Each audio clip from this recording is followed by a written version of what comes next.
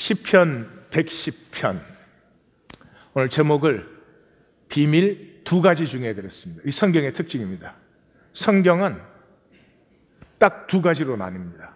그래서 모세가 그 백성들에게 하나님의 말씀을 다 전하고 제일 결론이 하나님이 너희 앞에 생명과 사망, 복과 저주를 두었다. 그러므로 너희는 생명을 택하라. 복을 택하라. Choose life. 이게 모세 오경의 총 결론이죠. 시편도 마찬가지입니다. 의인과 악인, 그렇게 나눕니다. 이 참 부담스럽습니다. 우린 다 나는 약간 의롭기도 하지만 악한 부분도 좀 있지 이렇게 하고 싶은데 성경은 그런 건 없다고 합니다. 의인이든지 악인이든지, 지금 내가 살고 있는 삶이 복된 삶이든지 저주받은 삶이든지 둘 중에 하나라는 것입니다. 내가 뭐 그렇게 저주받은 것 같지는 않은데, 한번 정직하게 생각을 해보세요. 나는 행복한가? 나는 하나님이 내 안에 심으신 생명이 피어나는 기쁨을 누리고 있는가? 나는 사는 것이 어려워도 기쁜가? 무언가 나라고 하는 것이 피어나고 있기 때문에 쉬운 건 아니지만 기대되는 바가 있고 그 소망의 끝이 기다려지고, 그게 아니면 저주입니다. 하나님의 생명을 누리게 주셨으니까. 순종 불순종, 하나님의 나라와 세상, 천국과 지옥, 이 성경의 특징입니다. 아주 레디컬하게 두 가지로 나누는 거죠. 이 110편은 우리에게 두 가지의 왕권을 보여주고 있습니다. 스가랴 선지자가 두 가지의 목자가 있다. 그 목자라는 말은 양치는 목자가 아니라 성경에서는 왕을 얘기하는 것이다. 성경의 왕은 항상 목양적인 왕이니까. 그래서 예수님도 선한 목자가 있고 싹군 목자가 있다. 이 110편은 신약의 뿌리입니다. 110편이 없으면 신약이 있을 수 없습니다. 이 110편의 고백이 하나님 우편에 계신 자죠. 그래서 나사렛 예수가 죽으시고 부활하시고 승천하셔서 하나님 보좌 우편에 앉으셨다. 이 사도신경에서도 핵심이죠. 그래서 이 110편은 이 신약에 직접 간접적으로 가장 많이 인용된, 신약의 모든 책에 거의 다 인용이 된 그런 시편입니다. 이 시편은 두 개의 신탁으로 이루어져 있습니다. 신탁, 오라클. 신탁이라는 것은 선지자가 하나님의 말씀을 전달하는데 1인칭으로 전달하는 것입니다. 그래서 여호와께서 말씀하신다 그러면서 내가 이렇게 나와요. 하나님 1인칭으로 선포되니까. 그래서 이 두 개의 신탁인데, 신탁을 선포하면 그 다음에 그 내용을 풀이해줘요. 잘 못 알아들으니까. 그 다음에 그 결과가 어떻게 된다, 내용이 어떻게 된다, 이렇게 신탁은 구조로 되어 있어요. 그래서 첫 번째 신탁은 1절에서 여호와께서, 저게 빨간색은 전부 하나님을 얘기하는 것입니다. 그 다음에 저 파란색은 그 왕을 얘기하는 거예요. 여호와께서 내 주에게 말씀하시기를. 지금 이제 유다의 왕을 메시아라고 합니다. 기름 부음 받은 자라는 뜻이에요. 근데 그 유다의 왕이 대관식 할 때, 왕으로 위임할 때 이 시편을 낭독하는 거죠. 그 하나님의 위임을 확증하는 거죠.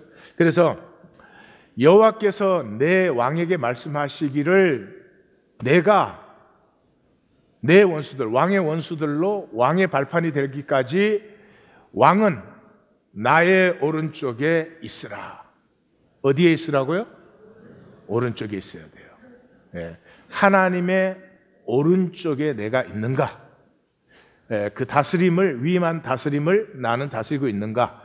이렇게 점검하셔야 되는 거죠. 그러면 이제 그 내용은 뭐냐? 여호와께서 시온에서부터 주의 권능의 규를 내 보내시리니 주는 원수들 중에 다스린. 다시 말해서 하나님이 위임하는 왕권은 유다의 왕권이다. 유다의 왕을 세워서 원수들 중에, 이 세상 중에서 하나님의 뜻을 이루는 왕으로 내가 삼는다고 하는 것입니다 라고 설명을 해줘. 그래서 그 왕권이 세워지면 어떤 일이 일어나느냐, 주의 권능의 날에, 이제 왕이 대관식 하는 날, 주의 백성은 자원함으로 헌신해요. 그리고 왕은 새벽 이슬 같은 맑은 이 푸른 생명으로 빛날 것이다. 우리 번역은 이제 젊음이라는 단어, 유스라는 단어인데, 저거를 청년으로 번역해서 웬 청년이 갑자기 나온다고 했는지는 모르겠는데, 예, 백성은 자원함으로 헌신하고, 왕은 예수님이 33살에 돌아가셨잖아요. 그러니까 생명의 절정기, 무르익었으면서도 맑고 푸른 기운이 있을 때, 그렇죠. 그 왕은 그런 생명으로 이 왕과 백성이 하나가 돼요. 어디에서? 거룩한 아름다움으로. 우리는 그 아름다움이라는 단어를 번역이 이제 청년들 그려 놓으니까 옷이라고 번역을 했는데 뭐 이해는 갑니다. 그런데 내용은 그런 것이죠. 그래서 하나님이 유다의 왕을 세우는데 그 왕의 다스림은 자신은 맑은 생명으로, 백성들은 자원함으로, 그래서 그 거룩한 아름다움을 이루어내는 그런 다스림을 다스려야 된다, 다스릴 것이다, 이런 거죠. 두 번째 신탁은 이제 4절에서 여호와는 맹세하고 변하지 아니하시라. 여기는 아까는 여호와께서 말씀하신다 그랬죠.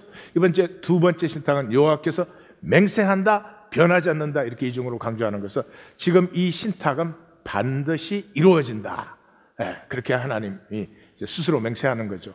그 신탁이 뭐냐? 너는 멜기세덱의 서열을 따라, 서열보다는 반차가 나은 것 같은데, 서열 걸음 뭐 이렇게 1등, 2등 이런 의미가 있어서 멜기세덱의 반차를 따라 영원한 제사장이 되리라. 영원한 제사. 그러면 풀이는 뭐냐? 주의 오른쪽에 계신 주께서, 주는 하나님이고, 아까 너는 내 오른쪽에 있으라 그랬으니까 오른쪽에 있는 왕이 주님의, 하나님의 진노의 날에 왕들을 쳐서 깨뜨리고 문나라를 심판하고 시체로 가득하게 하고 여러 나라의 왕권을 다 쳐서 깨뜨립니다. 자, 그러면 조금 이상하게도 생각이 돼요. 이 5절 6절의 풀이는 오히려 1절 다음에 나오는 게 하나님의 우편에 계실 때 문나라를 깨뜨리고 심판하는 거 아닌가? 그런데 제사장, 영원한 제사장, 제사장은 중보하는 것이죠. 하나님과 백성 사이를 중보하는 것이죠. 그래서 중보에서 어떻게 심판이 나오나? 이게 성경의 특징입니다. 중보가 심판입니다. 중보는 뭘 하는 것입니까? 두 사람의 관계가 나뉘어졌기 때문에 중보하는 거죠. 하나면 중보할 필요가 없죠. 그래서 예수님이 중보자일 때 하나님과 우리 사이를 중보하죠. 우리도 다스림의 존재로 이제 창조를 하셨으니까 우리는 이제 하나님의 나라가 우주의 완성이 되면 하나님과 만유 사이를 중보하게 됩니다. 조금 이따 다시 보죠. 자, 그래서 그렇게 중보자가 되어서 중보를 하게 되면 샬롬, 하나됨이 이루어져요. 그래서 멜기세덱이 살렘 왕이었죠. 살렘은 샬롬이죠. 살렘은 예루살렘의 옛날 이름입니다. 그래서 중보자가 되면은 샬롬, 하나됨을 이루는데 이 하나됨을 거부한 사람, 단절된 사람들이 심판이 되는 거죠. 그래서 성경은 권능의 심판이 아니라 하나님이 하나로 다 부르시고 모으려고 하는데 에고는 결코 하나가 되지 않습니다. 에고는 자기 독립왕국이기 때문에 하나 될 수가 없어요. 그것이 심판이다. 자, 그렇게 되면 어떤 일이 일어나느냐? 그의 길에서, 그의 길에서. 여기는 성경을 좀 읽은 사람이라야지 이 의미가 가슴에 탁 와요. 왜냐 그러면 복음서에서 전부 예수님을 길에서 이런 단어가 많이 나와요. 그 바디메오가 길에서 저를 쫓으니라. 이게 제자도 섹션의 총 결론이에요. 그러니까 그 길에서는 뭐예요? 십자가의 길에서. 누가복음은 이 제자들을 시작하는 부분에 저가 예루살렘으로 올라가시기로 굳게 결심하시고 예루살렘 올라가서 십자가에 죽으시니까 굳게 굳게 결심하시고 그 길에 가는 모습을 계속 그리고 있습니다. 그래서 이게 왕으로 세움 받는, 요한복음으로 말하면은 영광의 길에서, 저의 왕권을 받는 길에서 시냇물을 마셔요. 왕은 어떻게 하면 돼요? 목마르면 물을 떠와라 이러면 되죠. 근데 물을 떠오는 게 아니라 시냇물에 가서 자기가 마시는 거죠. 여기 이미지를 보시면은 그 다윗이 베들레헴 가까이 갔을 때, 베들레헴은 아직 적군에게 들어있을 때 그 어릴 때 마시던 샘물이 그립다고 하니까 다윗의 그 용사들이 가서 물을 떠오죠. 떠왔는데 다윗이 그 물을 못 마시죠. 받아 마시지 못하는 왕. 왕은 물뿐이겠어요? 척척척 시키면 이루어져야 되는데. 또 여기에서 수가성 여인의 얘기를 만나셨으면 아주 잘 만나신 것이에요. 예수님이 십자가의 길에서 이방 여인에게 물을 구걸합니다. 물을 얻으려고 합니다. 근데 그 물을 마시는 그 시간까지도 예수님은 이 여인을 섬기는 시간으로 만듭니다. 진정한 왕권. 세상의 왕은 뭘로 왕돼요? 일단 왕관을 써요. 왕복을 입어요. 그리고 왕이 움직이면 뒤에서 따라오는 사람이 많아야 돼. 예. 그 왕이나 조폭이나 비슷해. 예. 똘마니들이 많아야 왕이 힘이 있는 거야. 그리고 쫙 앉으면 만조 백관이 쫙 앞에 있어야지 왕이 되는 거지. 그건 가짜니까 그렇지. 가짜니까 왕관이 필요하고 내가 왕이야 하는 게 보여줄 게 필요하지. 진짜 왕은 왕인데 인격이 왕이어야지. 그의 길에서 시냇물을 마시는데 그 stream of the brook, 그 흘러가는 물을 자기가 떠서 마시는데 바로 그분이 하나님께서 머리를 드시는 진정한 왕이다. 신약의 뿌리가 될 만한 시편이죠. 자, 이 왕의 특징은 하나님께서 위임하셨다 하는데 첫 번째 특징이 있죠. 이 얘기를 딱 들으면 우리는 벌써 이게 무슨 유다의 왕만의 얘기가 아니라 우리 얘기구나 하는 걸 알 수 있어요. 성경의 특징은 인간론이에요. 너희가 얼마나 복된 존재인지, 너희가 얼마나 아름다운 존재인지를 알려주고 싶어하는 책이에요. 그래서 내가 내 아름다움을 알면 절대로 천박하게 살지 않습니다. 내가 얼마나 귀한지를 알면은 당연히 복되게 살아갑니다. 하나님이 만유를 다스리는 다스림을 인간을 창조하시고 우리에게 위임하셨잖아요. 그 베드로 사도는 이 110편을 아시는 분이에요. 너희는 택하신 족속이요 왕 같은 제사장이에요. 110편의 첫 번째 신탁과 두 번째 신탁을 하나로 만들었어요. 거룩한 나라요. 우리가 하나님의 나라예요. 그의 소유된 백성이니 황제에게 속하지 않았어요. 세상 찌질한 권세에 속하지 않았어요. 너무나 놀라운 거죠. 그래서 110편에서는 백성은 자원하고 왕의 그 맑고 푸른 생명이 하나됨으로 말미암아 거룩한 아름다움을 피워내는, 그 다음에 멜기세덱의 반차를 가지고 영원한 중보자가 돼요. 만유를 중보하는.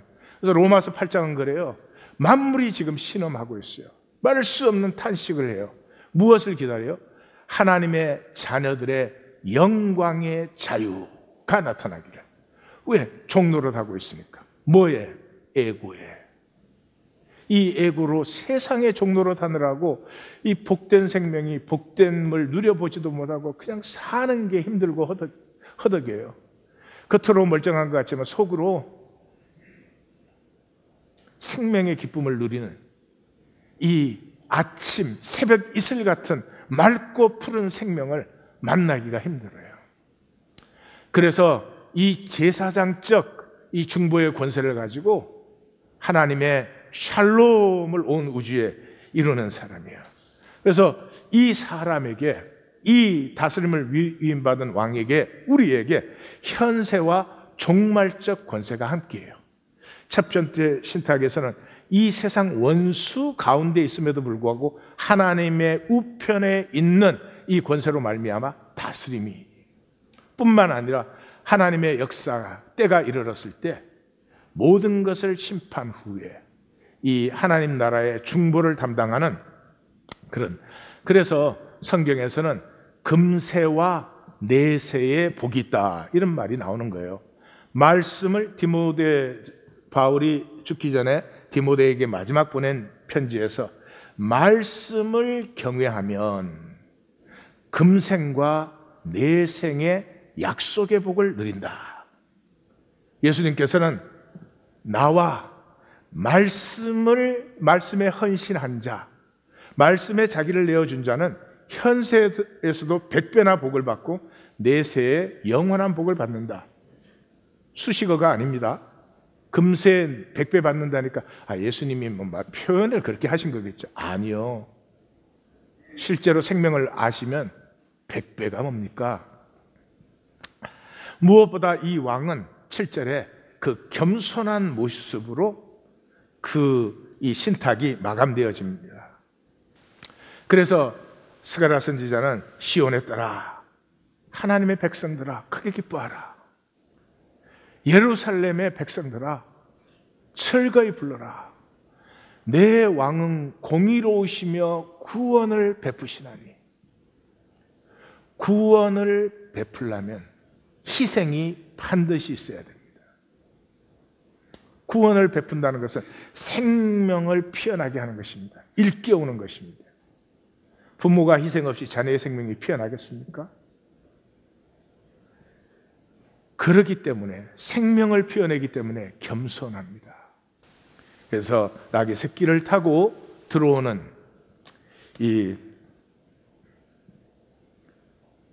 왕, 세상은 알지 못하는 왕을 우리에게 보여주고 있습니다. 왜 그런 왕을 우리에게 다시 보여주고 왕으로 위임 때마다 확인시켜 주죠? 세상의 왕들이 다르니까요. 진짜 왕이 아니니까 병마를 많이 두어야 됩니다. 내가 이렇게 힘이 있다, 이걸 과시해야 됩니다. 그 다음에 애굽으로 결코 돌아가지 말라 그러는데 계속 애굽으로 돌아갑니다. 뭐 때문에요? 돈 벌러 가는 거죠. 솔로몬은 무기 중개상이었어요. 솔로몬의 그 비즈니스 중에 메인 아이템이 무기 중개였어요. 북쪽에서 병거, 전차 사서 남쪽에 팔고, 남쪽에서는 말 사서 북쪽에 팔고, 이게 가장 큰 수입원이었죠. 은금을 많이 쌓는 게 목적이에요. 그게 어떻게 왕일 수가 있어요? 자기에게 품음된 그 백성들을 어떻게든지 잘 살게 하고, 평강하게 하고, 사랑으로 피어나게 하고, 화목하게 하고, 그게 왕의 목적이지 어떻게 왕이 백성들 이용해서 은금 쌓는 게 목적이 될 수 있어요? 가짜이기 때문에 과시해야 돼요. 아내를 많이 두는 것. 세상에 절망하지 않으면 결코 하나님 나라의 도래를 원하지 않습니다. 주님의 기도가 절대로 내 기도가 되지 않습니다. 내 기도의 중심도 되지 않습니다. 주님의 기도가 중심이 아닌 기도는 기도가 아닙니다. 중언부언하는 것입니다. 이방인이 하는 것입니다. 주여 주여 하지만 중심은 항상 세상의 성취예요. 자신도 자녀도. 그래서 그 저주의 낮은 레벨을 벗어나지 못해요. 하나님의 말씀을 받지 못하면 이 세상 영광이 배설물로 안 보여요. 에고는 참 영광을 모릅니다. 참 영광을 알아볼 수도 없고 눈앞에 있어도 거부를 합니다. 그래서 한마디로 말하면 우리는 두 가지의 다른 소속을 갖고 있습니다. 우리는 모두 세상 안에 삽니다.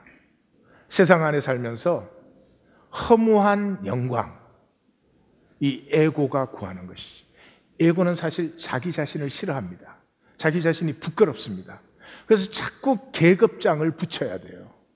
그 계급장이 그건 무슨 소용이 있어요? 잠시 보이는 것 같지만. 그래도 그걸로 살 수밖에 없어요. 다른 길이 없으니까. 똑같이 세상 안에 있지만 이 육체에 있는 잠깐의 시간이 나를, 하나님이 창조하신 나, 하나님의 생명을 받은 내가 피어나는 훈련 기간으로 나됨이 피어나는 걸 누리고 그 사는 보람을 느끼고 어려울수록 그 도전이 강해질수록 사는 맛이 더 나는 이런 사람이 있는 것이죠. 또 그리스도를 주여 주여 이렇게 부르지만 두 가지의 사람 소속이 또 있죠. 예수님의 왕권 아래 어떻게 좀 잘 보여서 예수님에게 어떻게 좀 잘해서 뭐 잘할 필요 없어요. 그냥 이 말씀은 복의 길이에요. 말씀으로 살면 생명의 모든 복을 누리게 되어 있는데 모르니까 자꾸 뭘 어떻게 좀 뭐가 있는 것 같아요. 세상처럼. 그래서 이 사람은 자기 생명의 다스림, 허락하신 다스림을 누릴 수가 없죠. 항상 그 종으로 삽니다. 어떻게 주인의 눈치를 잘 보고 주인의 비위를 잘 맞춰서 복을 좀 받아볼까. 그걸 종교 생활이라고 합니다. 이 사람의 특징은 무기력합니다. 은혜라는 말을 이렇게 이해를 해요. 은혜라는 건 우리로 할 수 없어서 하나님이 은혜를 주시는 거 아니에요. 그러니까 나는 은혜를 받았는데 아무것도 할 수 있는 게 없지. 내가 할 수 있는 게 없어. 그래서 맨날 못합니다. 뭐 한 주일 동안도 죄를 짓다가 또 왔습니다. 맨날 이런 거 하는 거죠. 아니죠. 사도 바울이 뭐라 그랬어요? 자기가 모든 사도보다 더 열정적이었어요. 근데 내가 한 것이 아니요, 은혜라. 은혜를 받으면서부터 내 안에서 열정이 피어납니다. 그래서 누구보다 열정적으로 헌신적으로 살았지만 내가 했다 그럴 수 없죠. 여러분, 사랑이 피어나는데 내가 사랑했다 이럴 수 없죠. 사랑이 나를 붙든 거죠. 그래서 이 예수님의 왕권의 아래 종이 돼가지고 주인의 눈치를 봐서 주인의 피를 잘 맞추려고 하는 사람은 은혜를 몰라요. 은혜 받지 못하지만 은혜를 받는 건 둘째치고 은혜가 뭔지를 모르죠. 그렇지만 예수 그리스도 왕권 안에 이 하나님 우리를 창조하시면서 주신 다스림, 이 다스림을 누리는 사람이 있죠. 이 생명을 산다 그러는 거죠. 그래서 그 안에 en Christos, in Christ, 이 in이란 말이 신약 성경에 2800번이 나옵니다. 어마어마한 얘기예요. 자, 우리는 육체로 사는 동안은 에고로 살 수밖에 없어요. 육체 안에 있는 동안 에고가 죽거나 없어지거나 그러지 않아요. 에고로 살 수밖에 없어요. 그러면 에고로 살 수밖에 없는 우리가 어떻게 에고를 다스릴 수 있느냐? 에고에 사로잡히지 않고 다스릴 수 있느냐? 에고의 목적은 힘이에요. 사랑까지도 힘을 위해서예요. 그래서 에고는 네가 나 사랑하면 네가 내 편 되어줘야 돼 이래요. 끼리끼리. 예. 사랑이 뭔지를 모르죠. 에고는. 생명의 목적은 사랑이에요. 그래서 죽어도 좋아요. 이 두 가지가 얽혀서 우리의 삶의 이야기를 피워내는데 대부분 에고로 그냥 살아버려죠. 그러면 그건 생명이 아니죠. 생명으로 산다는 것은 대부분을 에고로 살지만 사랑의 방점을 찍는 생명의 용기, 그 순간이 있는 거죠. 그래서 이 사랑의 방점을 찍는 삶은 그런 얘기를 하죠. 내 때가 아직 이르지 아니하였도다. 이 사랑의 방점은 인생에 큰 것도 있고 작은 것들도 있어요. 내 때가 이르지 아니하였다. 그 말은 내가 그냥 사는 게 아니고 내 때를 향해서 살아가고 있는 거죠. 대부분의 사람은 자기 때가 없어요. 그냥 바쁘게 살아요. 그냥 바쁘게 살아요. 돌아보면 다 허무하게 떠내려간 신기루 같은 삶이죠. 생명으로 산 것은 영원한 기억이 됩니다. 이렇게 돌아보면 몇 초 사이에 싹 지나가는, 그렇게 되지 않습니다. 하나하나가 영원해서 그 기억이 딱 들어오는 순간에 그 기억 안에 한없이 머무를 수도 있습니다. 그러한 기억은 에고로 살았음에도 불구하고 사랑의 방점을 찍는 용기에서 피어나는 거죠. 그래서 그 용기에서 초월이 일어나 에고로 산 시간까지도 영원하게 만드는 것이죠. 영생을 누리십시오. 자, 이 에고는 힘을 잃지 않아요. 이 에고가 힘을 잃을 때는 우리가 그리스도 안에 있을 때예요. 내가 예수 이름으로 다스립니다. 내가 그리스도 안에 있습니다 하는 이 고백에서 에고는 순식간에 힘을 잃어요. 그래서 성경의 아내가 2800번 신약에만 나오는 거예요. 이거의 복음서가 요한복음이에요. 요한복음 읽어보시면 너희는 내 살을 먹고 내 피를 마시는 자는 내 안에 거하고 나도 그의 안에 거한다. 내 안에 거하라. 너희 안에 나도 거하겠다. 너희가 내 안에, 내가 너희 안에 거하면 많은 열매를 맺으리라. 이것을 가장 잘 만난 사람이 바울이에요. 그래서 바울은 기뻐하는 것까지도 심지어 주 안에서 기뻐하라. 그래요. 그래서 모든 것이 안에요. 그래서 그리스도 안에 있으면 새로운 피조물이라. 이전 것이 지나갔다. 그리스도 안에서 은혜의 풍성함을 따라 구속, 죄사함을 받았다. 우리의 속량을 받았다. 내게 능력 주시는 자 안에서 내가 모든 것을 할 수 있다. 그의 아들 안에서 속량. 너는 그리스도 예수 안에 있는 은혜 가운데서 담대하라. 로마서 8장의 클라이막스죠. 이제 그리스도 예수 안에 있는 자에게 정죄함이 없고 그리스도 예수 안에 있으면 생명의 성령의 법으로 살고 죄와 사망의 법에서 자유함을 얻었다. 그리스도 안에 있는 길 외에 내 에고를 내가 다스릴 수가 없습니다. 자, 인간은 110편에 이제 두 가지의 왕권을 얘기하는데 인간은 다스림의 존재로 창조됐죠.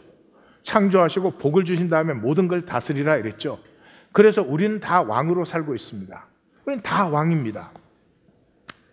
그리스도 안에 있으면 하나님의 형상의 다스림을 하고 있을 것이고 그리스도 밖에 있으면 에고가 왕노릇하죠. 성경을 보시면 전부가 두 가지예요.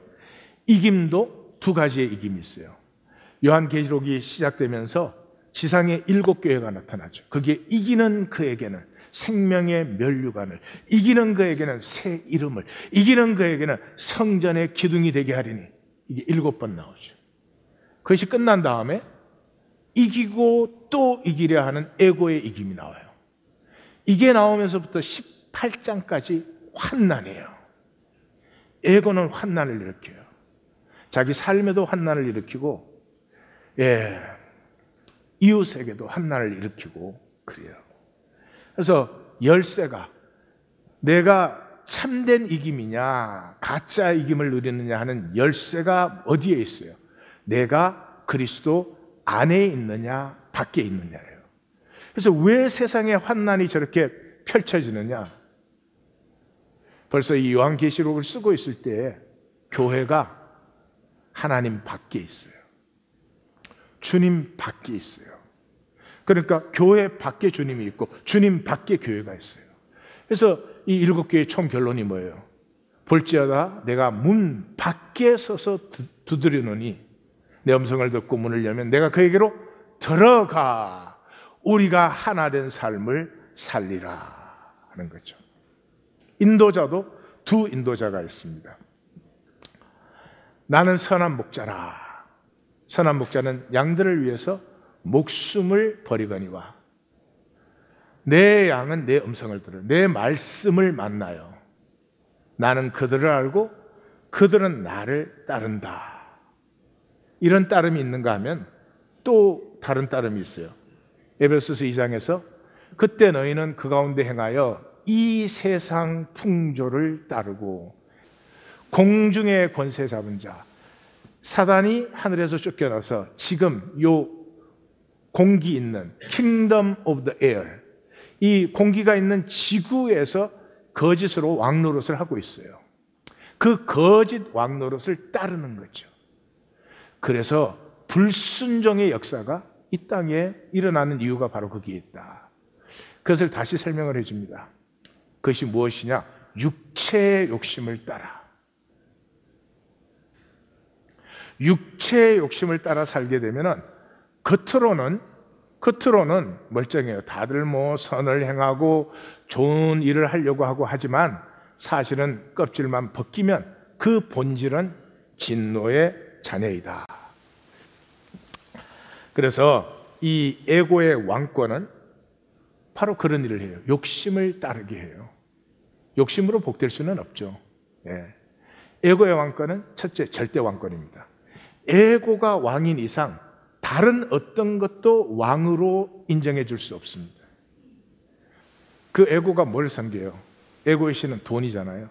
그래서 예수님이 하나님과 돈을 겸하여 섬기지 못한다 그랬죠. 겸하여 섬기지 말라고 하지 않았어요. 우리는 그걸 착각을 해요. 내가 하나님도 섬기지만 뭐 돈도 좀 필요하지 이런 식으로. 아니요. 이 왕권은 둘 중에 하나예요. 절대 왕권이에요, 에고는. 두 번째 에고는 이 자기 중심성의 문제예요. 우리가 선을 행해요. 지난주에 우리가 시편 146편 봤잖아요. 영원히 진실하시고 정의로 심판하시고 줄인 자를 먹이시고 가난하고 억눌린 자를 회복해 주시고 자유케 해주고 의인을 사랑하시고 악인을 심판하시는 하나님. 우린 다 그렇죠. 당연히 그래야지. 그게 좋은 거죠. 그렇지만은 내 문제가 되면 어떻게 돼요? 나는 진실하지 않아도 축복해 주시고 나는 의를 살지 않아도 사랑해 주셔야 되고 나는 악을 행하고 악한 생각을 하고 심지어 악한 말을 하는데도 하나님은 나를 사랑해 주셔야 되고 이 에고는 참 선한 일도 하고 선한 생각도 하고 좋은 짓거리도 하고 그러죠. 그렇지만 다 자기를 위해 이 자기 중심성이 에고의 문제다. 에고의 가장 큰 문제는 복을 거부하는 거예요. 하나님은 복이시고 우리를 복되게 창조하시고 우리가 복을 누릴 때 행복해 하십니다. 하나님은 복 주시길 원해. 교회를 다니든 안 다니든 하나님은 이 모든 세계 사람이든 나무든 다 복되기를 원해요. 절대 하나님은 복을 안 주시는 하나님이 아니십니다. 예수님도 그러잖아요. 선인과 악인에게 똑같이 햇빛과 비를 내리신다 그러시잖아요. 우리가 못 받는 것도 아니에요. 하나님이 주시는 복을 우리가 받을 능력이 없어서 그것도 아니에요. 복을 거부합니다. 복된 길을 거부합니다. 하나님의 복이라고 하는 것은 상당히 높은 에너지예요.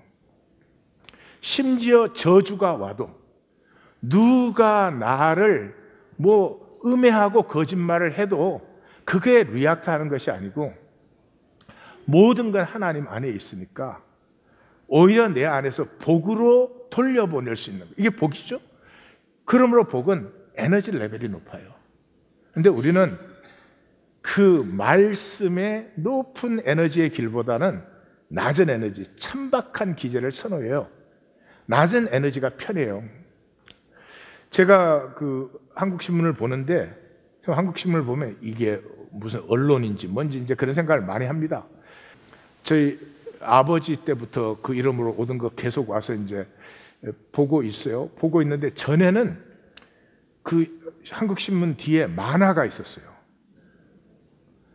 너무너무 기다렸어요. 그리고 신문을 보면 제일 재밌는 섹션이 만화 섹션이었어요. 근데 여기 만화가 없어. 별로 기다려지지가 않아. 왜 만화가 좋을까요? 만화 읽는데 높은 수준이 필요합니까? 그냥 재밌게 읽으면 돼요. 쉬우니까. 그걸 나무라는 게 아닙니다. 우리의 삶은 그래요. 그럼에도 불구하고 그거로만 살아버리면 이 스스로의 존귀함은 다 갖다 버리는 거죠. 실제는 항상 에너지 레벨이 높습니다. 아내의 가슴을 만나면 그것은 상당한 높은 레벨을 필요합니다. 그 피하기는 쉬워요. 저 여자 뭐 그런 여자지 뭐. 딱 박스 속에 딱 가둬버려요. 내가 만든 박스 속에 가둬서 내 마음대로 올렸다 내렸다 뭐 옮겼다 마음대로 하겠죠. 모든 실제를 다 개념화 시켜버려요. 가인의 의식이죠. 피하고 유리해요. 실제는 만나지 않아요. 그래서 말씀도 은혜도 구원도 죄도 하나님 나라도 하나님도 만나본 적이 없죠. 예스, 지식으로 다 이해합니다. 그러나 실제를 만나본 적이 없죠. 자, 이렇게 되면 가장 안타까운 것은 나됨을 내가 피해요. 내가 자기중심적이라는 건 이제 욕심을 부린다. 아까 욕심을 따른다 그랬죠. 네, 사도 바울이 욕심은 부끄럽게 해요, 사람을. 이런 사람이 있어요. 나는 막 욕심쟁이야, 너무 자랑스럽다, 이런 사람 없죠. 다 안 그런 척하면서 욕심을 부리죠. 그렇죠? 네, 욕심은 부끄러워요. 다 그래요. 그러니까 자기가 자기를 부끄러워서 스스로 부인하죠. 자기가 자기를 버려요. 그래서 우리에게 가장 두려운 것은 버림받는 것이에요. 왜냐하면 하나님 안에서 우리가 원래 하나였기 때문에 버림받는다는 것이 제일 두려운 일이에요. 버림받는 게 제일 힘든 거예요. 예, 망해서 돈이 한 푼도 없어도 자살하지 않아요. 근데 그것 때문에 모든 사람이 떠나갔다. 그러면 살기 힘들어져요. 뒤집으면 사랑하는 자의 복은 그런 거죠. 온 세상이 나를 버린다고 해도 내가 하나님 안에 있는 이 담대함을 가지고 있으면 그것조차도 하나님의 영광의 도구가 되죠. 십자가처럼. 자, 이 에고의 절대 왕권 문제, 이 속이는 왕권, 모든 사람이 진정한 왕으로 그 길에서 시냇물을 떠마시는 게 아니라 왕관을 쓰고 솔로몬처럼 국고성, 병고성, 왕궁, 신전, 솔로몬이 지은 건 성전이 아니에요. 거기에 이 신명기가 말하는 대로 하나님이 말씀하시는 대로 지은 건 하나도 없어요. 신전이지 성전이 아니죠. 성전을 줘요. 왜? 자기 위세를 과시하기 위해서. 모두가 그것을 원하는 세상에 진정한 왕권, 나의 인격이 왕다운, 나의 인격이 하나님을 닮아 사랑의 다스림을 가지고 있는 그런 왕권을 누리기는 어렵든지 불가능하든지 길은 하나입니다. 말씀을 만나면. 말씀을 만나면 에고의 뿌리가 상합니다. 그래서 창세기 3장 15절에는 사실 여기에 성경은 다 들어있죠. 여자의 후손이 사람이에요. 남자의 후손은 사람이 아닙니다.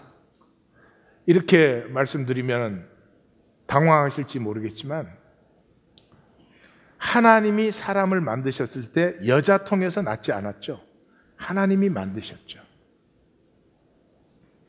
그런데 창세기 3장 이후의 사람은 전부 남자의 후손으로 태어났죠. 그래서 성경을 보시면 엄마의 이름으로 낳았다고 하지 않습니다. 아버지의 이름으로 낳았다고 되어 있어요. 우린 다 남자의 후손이기 때문에 우리는 사람이 될 수 있는 가능성도 있지만 그 자체로는 사람이 아닙니다. 그럼 우리가 뭡니까? 에고입니다. 우리는 뱀의 후손이죠. 뱀의 말을 들었죠. 요한복음 8장에서는 예수님께서 너희 아비 마귀, 너희는 그의 말을 듣는다. 그의 거짓을 따른다. 이렇게 말씀하셨죠. 그래서 우리가 예수님이 완전한 사람이자 완전한 하나님이라고 고백을 할 때 이게 사람 그러면 누가 사람인가를 보려면 우리를 보시면 안 돼요. 예수님을 보셔야 됩니다. 그 예수님이 하나님이 창조하시고 하나님이 다스림을 위임하신 사람의 진정한 모습을 가지고 있기 때문에. 그래서 그 사람은 반드시 뱀의 그 머리를 상하게 합니다. 머리라는 저 말은 그 카파레이 하는 단어인데 어뜸이라는 단어예요. 그래서 머리도 되고 뿌리도 되고 양쪽으로 다 번역되어 있는 단어입니다. 그래서 그 뿌리를 근원을 상하게 해버립니다. 그러나 뱀의 후손은 우리의 발꿈치나 상하게 하는 것이죠.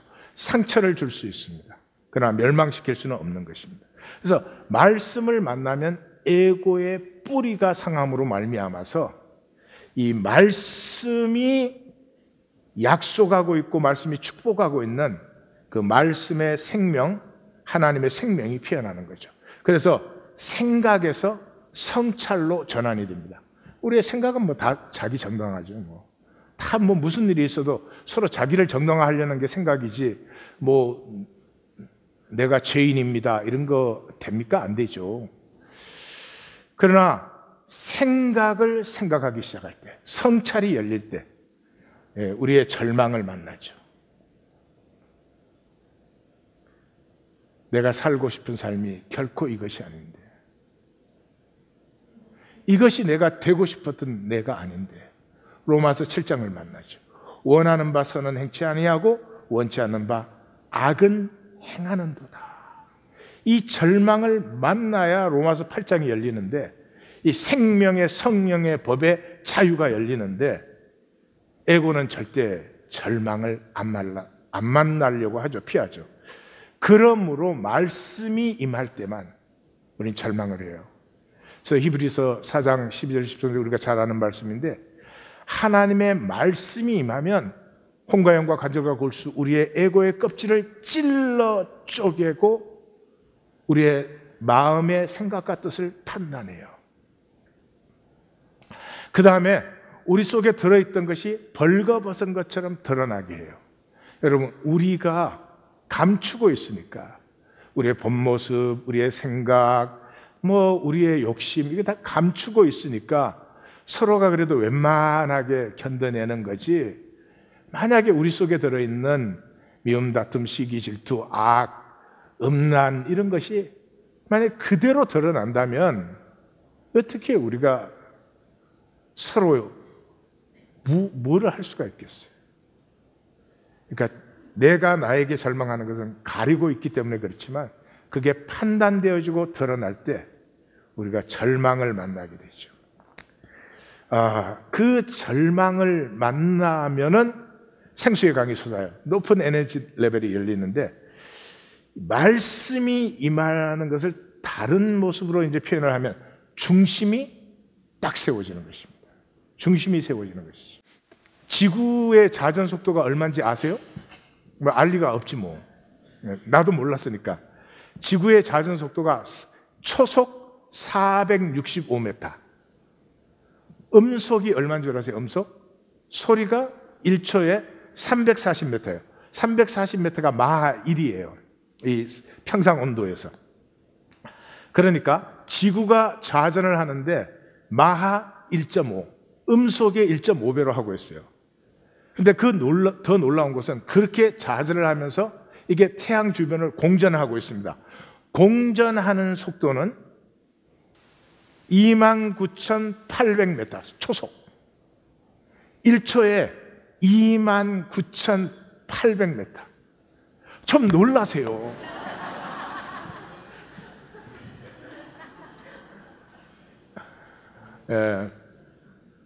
진짜 놀라운 거죠. 놀라운 거죠. 그렇게 공전을 하면서 동시에 우주가 팽창을 하고 있잖아요. 그래서 11,200m의 속도로 달려가고 있어요. 자전하면서 공전하면서 이게 달려가고 있어요. 그런 우주선에 타면은 우리는 그냥 까무러치는 거예요. 근데 지금 우리가 그게 타고 있는데 다 멀쩡하잖아요. 왜 멀쩡할까요? 지구가 도는 걸 왜 못 느낄까? 이렇게 무지무지한 속도로 움직이고 있는데 왜 못 느낄까요? 예? 중심이 잡혀있기 때문에. 참 신기한 일이죠. 이게 만약에 똑바로 서 있다면 견디지를 못해요. 근데 정확하게 기울어져 있어서 이 지구가 완전한 구가 아닌데도 그 중심이 잡혀 있도록 돼요. 삶이 아무것도 아닌 것에 어렵고 힘들고 비틀거리고, 왜 그래요? 중심이 안 잡혔어요. 무슨 일을 하셔도 좋고, 무슨 생각을 하셔도 좋고, 무슨 말을 하셔도 좋은데 중심이 뚜렷해야 됩니다. 어떤 결정을 하셔도 중심이 뚜렷하면 반드시 복이 됩니다. 그게 아니면 상황의 종로로밖에 안 되는 거죠. 자, 이렇게 해서 말씀이 임하면 에고의 뿌리가 어지러운 에고의 뿌리가 깨어지면서 중심이 잡히기 시작해요. 이 중심이 잡히기 시작하면 나를 비로소 사랑하기 시작합니다. 에고는 자기를 사랑하지 않아요. 자기가 부끄러워.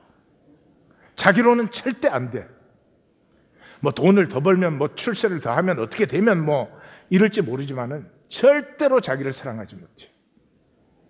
에고의 핵심이 이 가짜 자기니까 진짜 자기를 너는 안 돼, 이렇게 해야 되는 거죠. 근데 이게 말씀이 임해서 중심이 잡히면서부터 하나님을 사랑하는 것은 하나님이 사랑하는 나를 사랑하는 것이 돼요. 그래서 어떤 것보다 나보다 소중하지 않아요. 이런 왕관을 가져라, 저런 껍질을 가져라, 뭐 이런 성취를 이루어라, 다 좋죠. 좋지만 그것보다 더 중요한 건 나예요. 그래서 다스림의 권세가, 다스림의 중심이 선명하게 세워지는 거죠. 그래서 사도 바울의 말을 한번 들어보세요. 무엇이든지 내게 유익하던 모든 것을 해로, 즉 손해라는 단어입니다. 이익이 되던 모든 것을 손해로 여기면 내 주 그리스도 예수를 아는 지식이 가장 귀하기 때문이라 내가 그를 위하여 모든 것을 잃어버리고도 배설물로 여김은 그리스도를 얻고 그 안에서 발견되려 함이니. 이 모든 것이 배설물 같아요. 이제 원하는 건 딱 한 가지요. 그리스도 안에 그 나를 이제는 더 알고 싶어요. 이 그리스도 안에 있는 나, 그것이 더 피어나고 싶어요. 그 안에서 발견되려 함이니.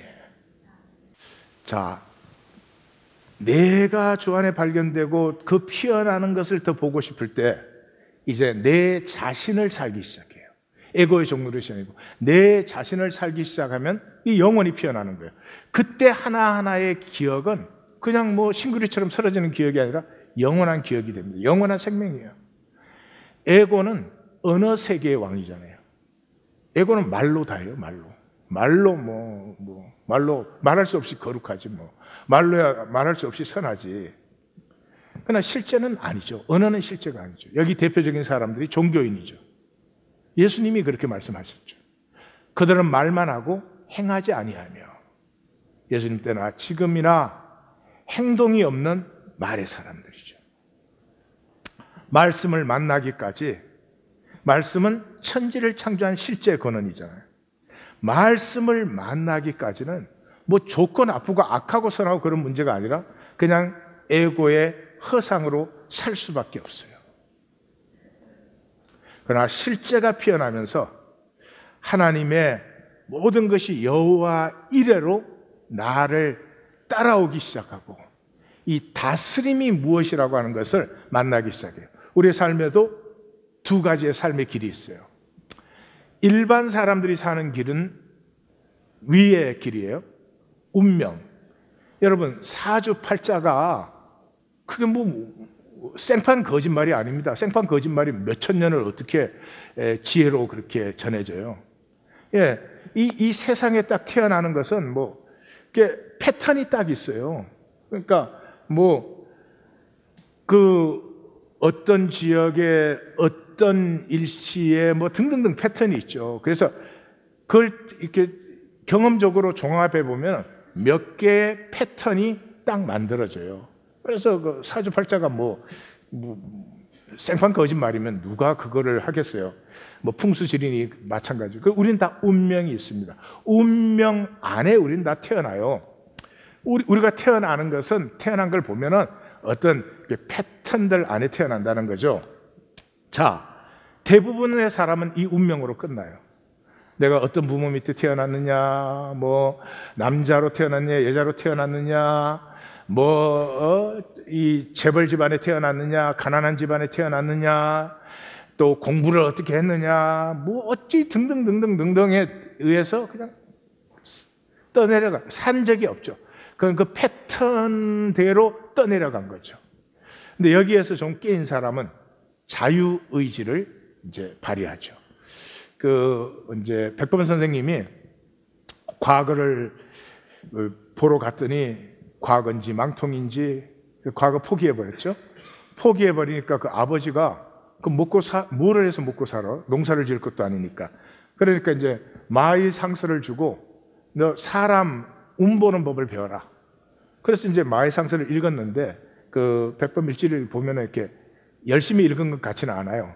아버지가 읽으려니까 대충 읽으신 것 같아요. 근데 그걸 읽으면서 이렇게 보니까 관상이 중요해요. 관상. 자, 서로 얼굴을 좀 마주 보세요. 관상을 좀 보세요. 자, 이제 점괘를 딱 말해주세요. 너 예수 믿어야 되겠다. 진짜요, 진짜. 그래서 백범 선생님이 자기 관상을 보니까 제일 악한 관상이에요. 너무너무나 고생만 많이 한, 그 딱 맞죠? 그런 관상이에요. 그래가지고, 이거 뭐, 때려치려고 했어요. 근데 이제 아버지가 읽으려는 거니까 대충 끝에 읽었는데, 제일 끝에 이제 그런 말이 나왔죠. 관상보다 중요한 것이 신상이다. 몸의 자세가 똑바른 것. 그래서 이렇게 움직임을 해도 그 동작이 정확하게 나오는 것. 이 신상이 중요하다. 그런데 신상보다도 더 중요한 것이 심상, 마음의 상이다. 거기서 이제 소망을 본 거예요. 그렇지. 그럼 내가 관상이 좋지 않으니까 나는 마음의 상을 반듯하게 하리라. 이래서 백범 김구의 삶이 펼쳐지는 거예요. 자, 이제 그렇게 살면 자기의 마음을 잘 가꾸고 다루어서 살면은 운이 따라준다. 하늘은 스스로 돕는 자를 돕는다. 이게 운이 따라준다. 이게 일반인의 삶인데 운이 따라주기까지 사는 사람은 정말 극소수고요. 자유의지를 제대로 발휘하는 사람조차도 드물어요. 이 삶의 길을 사시든지 아니면 또 하나의 길이 있어요. 은혜를 만나는 삶이에요. 은혜는 절망해야 만난다고 지난주에 나누었습니다. 절망하지 않은 사람에게 은혜 필요하지 않아요. 도움이 필요하지. 도움이. 은혜는 간단합니다. 나에게 절망할 수밖에 없는 게 우리의 모습 아닙니까? 정말 선하고 싶지 않아요? 정말 아름답고 싶지 않습니까? 모두에게 복이 되고 싶지 않습니까? 근데 복은 그냥 짐이 될 때가 더 많지요. 그런데도 에고는 겉으로만 괜찮은 척 해버리면 그 실제를 만나면 절망합니다. 절망하면 하나님의 은혜는 그냥 부어집니다. 이 은혜를 받은 사람은 더 이상 운명과 싸우지 않습니다. 에고는 운명과 싸워요. 절대 이 모습 이대로는 안 돼. 그런데 지금의 나, 지금 현재의 나는 완벽한 나예요. 어떤 의미에서?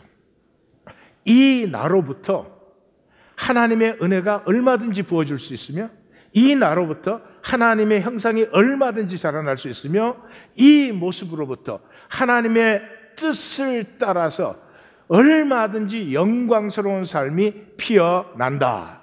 하나님을 대적했던 사울까지도 그랬죠. 그러므로 이 현재의 나를 받아들이셔야 돼요. 근데 에고는 절대로 안 받아들여요. 안 받아들이니까 껍질로 가리는 거죠. 자, 지금 이 현재는 그냥 있는 게 아니고 이 온 우주가 있으므로 이 현재가 있어요. 그러니까 이 현재를 못 받아들이고 현재와 싸우는 사람은 우주와 싸우고 있어요. 우주와 싸울 수가 없죠. 그러니까 거짓으로 자기 우주를 만드는 거죠. 그러던 우리가 은혜를 받으면 지금 현재 내 모습, 이 모든 것을 내가 그대로 품어 안습니다. 나를 불쌍히 여기고 나를 긍휼히 여기고 나로 이 모습으로 이 자리에 있게 하신 하나님의 뜻을 구하기 시작합니다. 그때로부터 욕심을 사는 것이 아니고요, 정말로 내가 원하는 것을, 정말로 내가 기뻐하는 것을, 다른 사람에게 잘난 척하기 위해서 사는 게 아니라 내가 피어나고 싶습니다.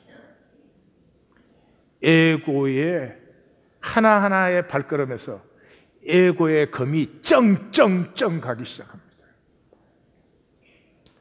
그리고 나를 창조하실 때 하나님 예비하신 여호와 이레가 나를 따르기 시작해서 복의 근원이 되어서 내가 복될 뿐만 아니라 내 가족부터 시작해서 만물의 복이 되는 것입니다.